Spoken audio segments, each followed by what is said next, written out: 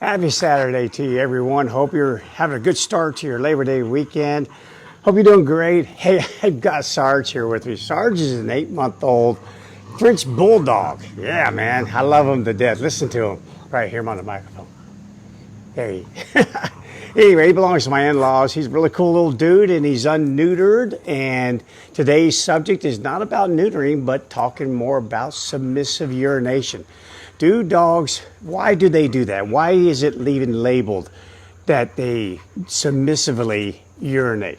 How's he doing? All right, I'm going to put him down for a second. Otherwise, overall, I'm going to focus on is Sarge here. He's adorable. Oh, he's got my ear. He's got my ear. All right. Yeah, I'll go run around over here for a little bit. Whew, he's a load too, man. He's a load. But I'm telling you, the reason why I grabbed Sarge here, not just to show him to you, because he's really, really cute, but also because if we have this thing called submissive urination, and what is that exactly? It's those dogs that when you approach them or you scold them or they're exposed to something scary, they tend to just urinate right then and there, right on the floor, right where they happen to be. And mostly it's associated with male dogs. There's just more of a preponderance of evidence out there, studies have been done, and I've seen it personally. I've owned a lot of male dogs. The ratio of male dogs I personally have owned in comparison to female dogs is probably about an 8-to-2 ratio, 8-to-1 type ratio there. I own a lot of male dogs, and I've had this myself. I've had to deal with this numerous times. But again, it's not exclusive to males, just that it happens more often with male dogs. And so what is it? Is it really, you'll read a lot about this, and people will tell you that it has to do with your dog displaying a submissive behavior, that it feels threatened at that moment, that there's some sort of leadership issue. And therefore, because I don't have language, I need to show you that I recognize who you are, what your status is in comparison to mine. And so it's believed that these dogs will roll on their back sometimes, pee in the air, pee on themselves, pee on the floor, squat, because they are trying to show you that they understand your position in relation to their more subordinate relation. Is there any truth to that? Well, there's some. We see this quite often in group living predatory groups. We'll see it in primary groups. It's more, though, indicative of the fact that my stress response has been mobilized. Now, why could it be mobilized? Yeah, because I'm about to encounter someone who doesn't get ulcers, they give ulcers. Yeah, that's the type of person or living thing I'm about to encounter. So again, it could definitely have some sort of relationship to a hierarchical status. You return home from work, you go somewhere, you come back to your house. Anytime that happens, there's always going to be a little momentary status quo issue. Always, always. And again, I've told you, we don't own little people in fur coats. We own animals. And in animal kingdoms in which they're group living animals, nature gave them hierarchies to animals who are smart enough to know their place to blunt aggression. So whether we like it or not, whenever we return home, there's been any sort of extended absence from our dogs, there is the momentary status quo resolution. Who are you? Who am I? Did you change while you were gone? I certainly have not changed while I've been gone. And for some animals, depending upon their genetic baseline, depending upon their exposure as a young animal, any sort of experiences that they went through, that greeting can be a little bit more stressful than your average dog or the other dog. It just can be. And it is what it is. And that being said, if I'm that stressed, your body's going, well, I'll tell you what, anytime the stress response is mobilized, we're always thinking short term. We're never thinking long term. We're thinking about the next 30 seconds to a minute. What can we do to prepare your body from a physical state that encourage the outcome that you will survive this event? What can I do? And that is your body talking to you. And one of those things is to get rid of any sort of excessive weight. If you've got urine in your bladder, get it out. If you've got fecal matter in your colon, let that go as well. Hence why we see a lot of diarrhea and a lot of loose stools when animals are super stressed. That's what it's all about. Off the load, baby. Increase cognition, get oxygen and blood and glucose flowing to those limbs of yours. Get it going so you can get out of the situation. So that's a stress response. But your stress response can be mobilized for many reasons. Not just outside of a, pardon me there, people. I think I swallowed half a Sarge. He's got, believe it or not, these little French bulldogs, they do shed. So a lot of people who think they don't shed, think again. And he was all in my face here. So I think part of his hair system went down my throat. But our stress response can be mobilized for many reasons. It can be because we are scared. It can be because we are intimidated by someone. And it certainly can be because I'm excited too. Yeah, I'm super excited about seeing you. How many times have you heard people say, man, I laughed so hard I peed my pants? Yeah, people say, I got so excited. Oh my gosh, I just peed my pants. Yeah. Now, I mean, not a lot of guys are probably going to admit that, but anyway, it does happen. It really does. The stress response wasn't there just to escape something scary. It was there for something scary to catch something that's afraid of it. It does many, many jobs. So at the end of the day, if your dog is submissively urinating, let's just call it urination caused by an elevated stress response. Because at that moment, it may have nothing to do with leadership. You could be home, there is no status quo issue, that got over with in about 5 seconds. Now it could be because you're yelling at someone in your house, and that's raising your animal stress response. It could be because you're scolding your dog. That's certainly going to raise a stress response. It could be because someone's working on the roof on the home next door to your home. That could raise the stress response. Urination like this that just flows out of the body is that elevated stress response at the end of the day. That's what causes it. We just happen to notice it, or it just happens to become symptomatic when we have guests over and they reach down to pet your dog and it urinates, or you come home and it urinates, or something scary happens, goes boom or bang in the night, and your dog urinates. Anytime this happens, you always want to rule out, first of all, make sure your dog doesn't have some sort of physical issue. A lot of female dogs will get UTIs, urinary tract infections, and again, they're not just gender specific. Your male dogs can get them as well.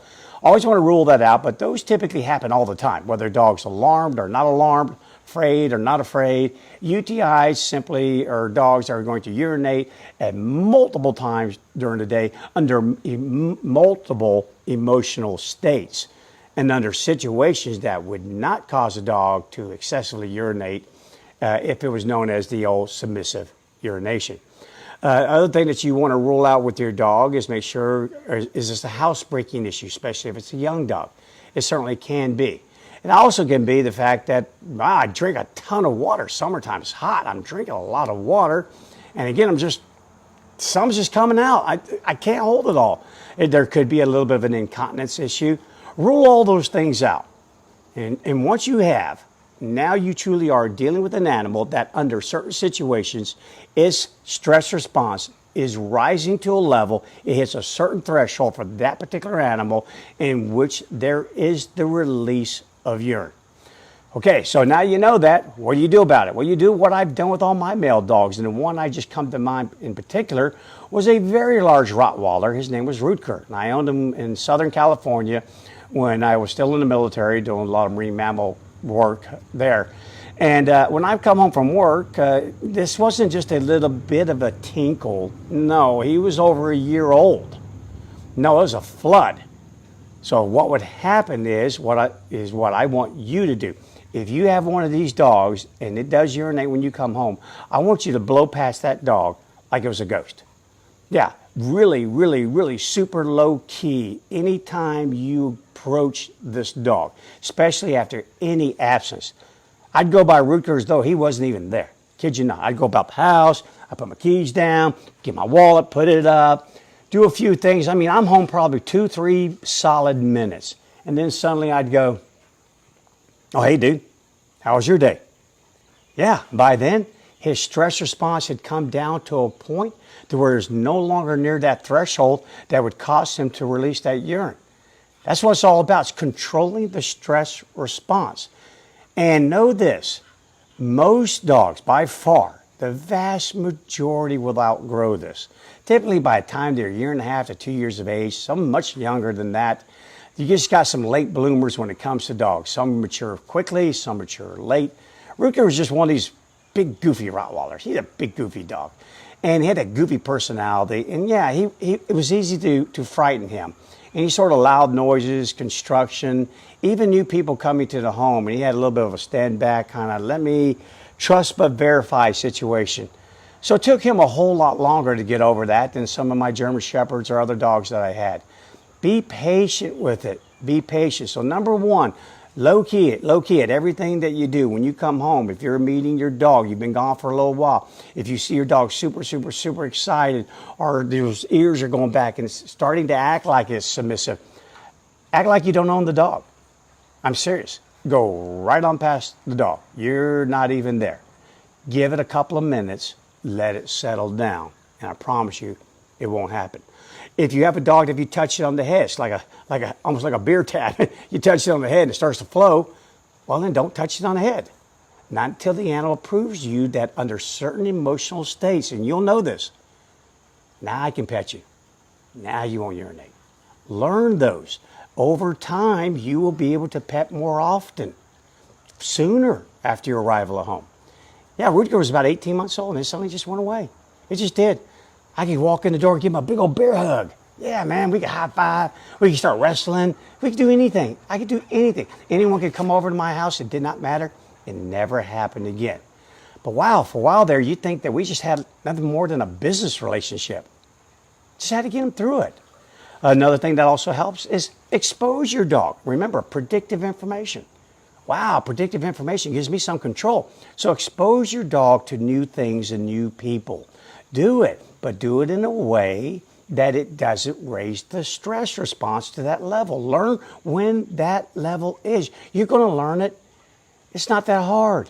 When you see it getting to that point, like maybe like it's a level 5, when you're at 3, 3.5, stop. Back away from that situation. Pull the dog back away from that person. Don't allow that person to pet your dog at that moment. Don't. If this keeps up, then your dog this could become a permanent situation. And it only happens when we don't do what I'm telling you. So do expose, do socialize, but you keep it low key and you're watching your dog for about the first minute or two during any of these exposures.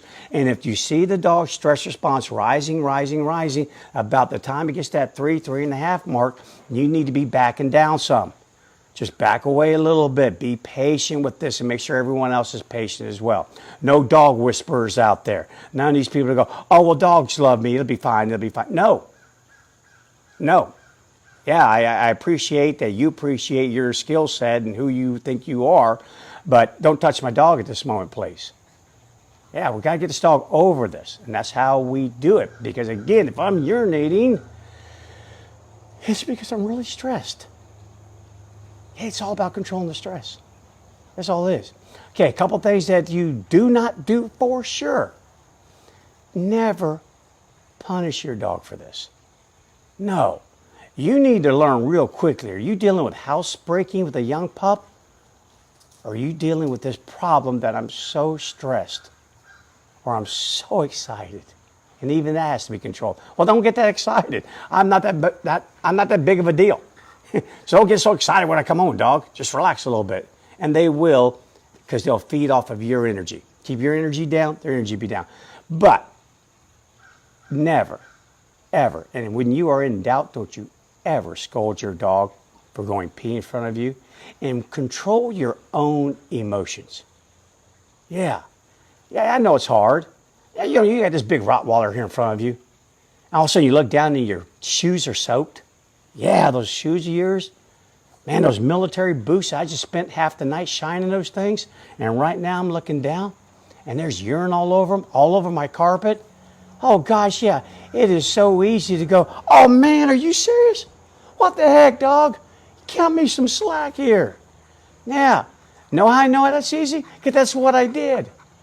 Yeah, that was a long time ago. And then I learned through my own self-discovery.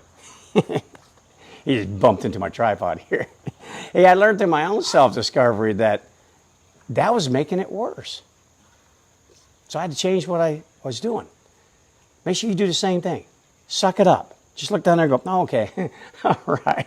Glad to see you too. In fact, I'm gone. And just move on about your business. Go clean it up later. Don't get mad and frustrated. Don't go tell someone else. Don't blow past your dog and then walk into the kitchen and go, honey, did you see what that darn dog did? I'm sick of that dog. I'm tired of it.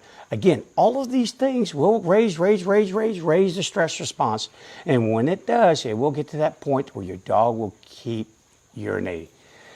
Guys, it's really not hard. Just, again, low-key everything. All greetings, all approaches. Try to remove your dog from any sort of scary situation. It's okay to have a little scary. Again, you know what I'm talking about. There's good stress, there's bad stress. Level 3 up, 3 and below, good. Deal with it, dog. Learn to deal with it. 3.5 and up, where you're suddenly going to start urinating, I'm going to back you away from that. Soon it'll be 4 that you can go to, then 4.5, and then you can go all the way to that 5. I promise you, I've never seen this last a dog's lifetime. And then lastly, you can always think about using some chemicals. If you know, for example, I can control myself. I come home, I ignore the dog. Wife comes home, she ignores the dog. Kids do a great job. So we haven't had any problems, but my gosh, here comes my brother and his 9 kids, and he's bringing 4 cousins with him. Hey, might be a good time to even just think about giving your dog a little cannabidiol, little CBD, something that can chemically trap your dog at that 3.5 level and below. Just give it a little bit during that time. Remember, it's got about a half-life. They say about 7 hours, but I have found my own experience, use this with dogs for a few years now, that you get about 3 or 4 hours, and that's really it. After that, the efficacy level of whatever dosage you gave is now dropped down to where it can no longer trap the dog at that 3.5. You'll have to go to that, redose the dog at that point to try and keep it trapped there. But you can do that. Perfectly safe, harmless, not going to cause any sort of issue, no dependency or any of that junk. No. This is about allowing your dog to perceive things in a way that it's not going to be so stretched out of its homeostasis balance there. That's all it is. Just learning. It's okay. It's okay. That loud noise wasn't that big a deal. Bryan, yeah, I enjoy seeing it, but you know what? It's cool, but I'm not going to get so excited I end up peeing on the floor. It's about learning. And in the meantime, again, you know me, how we label something is how we affect something. Because your dog urinates, it's not always because it's trying to show you it is submissive. It is trying to show you that you're the boss. Not always. It just could be the entire ball of wax. You walked in the door and right behind you outside is a Harley Davidson roaring by at that moment. There could be so many things. It's up to you to learn what all of those things are. Don't get pigeonholed in a little telescope here on that submissive stuff. Yeah, it can be that, but it can be many other things. Power of observation. Learn your dog. Learn what level causes this problem. Always make sure you never exceed that level. If you do it, guys, you'll get done. Huh, Sarge? Come here, big guy. Oh, come here, you big old plug. I got to show you. Oh, my gosh, one more darn time. I love this little dude. I love him. All right, guys. Sorry to say goodbye to everyone out there. We're going to get out of here. I know they got stuff to do this weekend. Okay, so if you got a little power plug like this that wants to urinate when you get super excited with it, well, just tone it down a little bit. Just tone it down. But we got old Sarge over that, so we don't have to worry about that, Sarge. Buddy. All right, guys, that's it for me today. Enjoy the rest of your weekend. Be safe out there. Be very, very safe. Keep training your dog, and if you got one that pees all over the floor, tone it down. I know you're happy. I know you love your dog. I know you always get excited. Keep it down. You'll be fine. See ya.